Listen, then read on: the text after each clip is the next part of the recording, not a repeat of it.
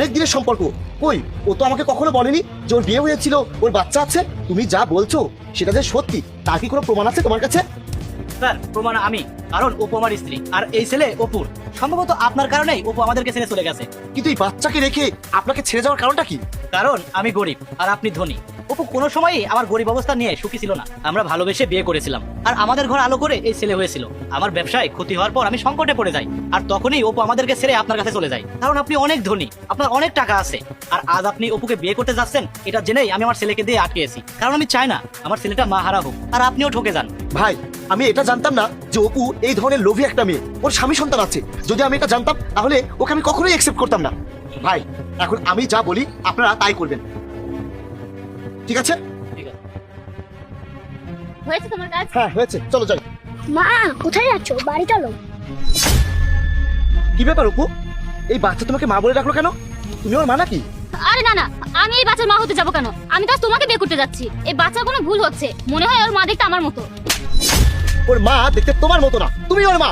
এত সুন্দর কিউট একটা বাচ্চার মা হয়ে তুমি তোমার নিজের বাচ্চাকে অস্বীকার করছো। তুমি কিভাবে বলতে পারলে যে তুমি ওর মা না? এতটুকু বাচ্চাকে মিথ্যা বলছি?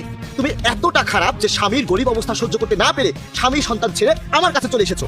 আমার অর্থ সম্পদ দেখে আমার সাথে সম্পর্কে জড়িয়েছো, আমাকে বিয়ে করতে যাচ্ছ। তোমাকে এসব কে বলেছে? আমি বলেছি। তুহিন, তুমি এখানে?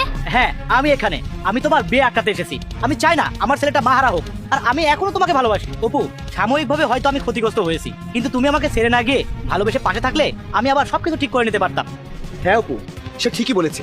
বিপদের সময় একজন অপরজনকে ছেড়ে না গিয়ে দুজন মিলে এই পরিস্থিতি মোকাবেলা করতে হয়। আর ভালোবেসে পাশে থেকে সাপোর্ট করলেই কিন্তু সবকিছু ঠিক করে নেওয়া যায়। কিন্তু তুমি তার দুঃসময়ে তাকে একা রেখে ছেড়ে চলে গেছো। তোমার এই ছেলেটাকেও রেখে চলে গেছো কিসের জন্য? নিজের সুখের জন্য। তাহলে তোমার মধ্যে তোমার স্বামীর প্রতি ভালোবাসা কোথায়? তোমার সন্তানের প্রতি ভালোবাসা কোথায়? ভালোবেসে বিয়ে করার পরেও সেই স্বামীর বিপদের সময় তুমি যদি তাকে ছেড়ে চলে যেতে পারো, তাহলে তো আমার বিপদের সময়ও তুমি আমাকে ছেড়ে অন্য কারোর সাথে চলে যাবে। কারণ তোমার ভালোবাসা তো অর্থের উপরে। যে মেয়ে অর্থের জন্য নিজের স্বামীকে ছাড়তে পারে, নিজের সন্তানকে ছাড়তে পারে, সে তো কাউকে ভালোবাসার যোগ্য না। তোমার মতো মেয়েকে তো আমি বিয়ে করবো না।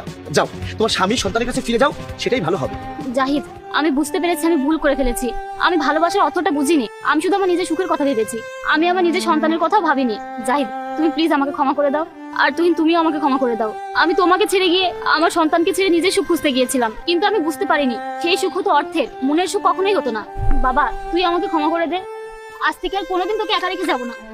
অপু, তুমি যে তোমার ভুল বুঝতে পেরেছো, এতেই আমি খুশি। আমি আমার ছেলের কথা ভেবে আমি তোমার পথে বাধা দিয়েছিলাম। তুমি আমাকে ক্ষমা করে দাও। ভাই, তুমি খুবই ভালো কাজ করেছো।